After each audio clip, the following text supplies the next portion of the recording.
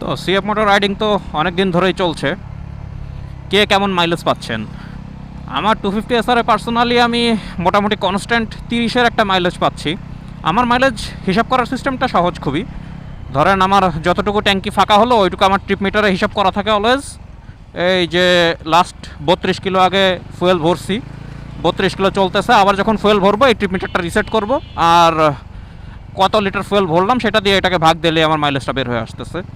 প্রতিবারই আমি ট্যাঙ্কি ফুল করি এইভাবে। তো এই প্রসেসে আমার মোটামুটি লাস্ট 6 মাস মতো এই 30ই কনস্ট্যান্ট একটা মাইলেজ পাচ্ছি। আমি ট্রাই করতেছি এটা আরও ইমপ্রুভ করার জন্যে। আর অনেকে দেখতেছি বর্তমানে এর থেকেও বেশি মাইলেজ পাচ্ছে।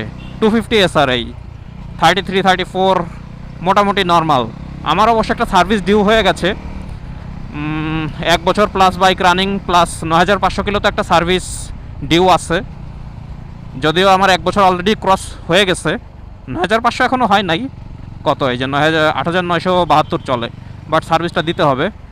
দেখি এয়ার ফিল্টারটা চেঞ্জ করবো, আরও টুকটাক কিছু সার্ভিস করার পরে আবার ট্রাই দিয়ে দেখবো যে মাইলেজের ইমপ্রুভমেন্ট পাই কিনা। আর আপনারা কে কত পাচ্ছেন অবশ্যই জানাবেন।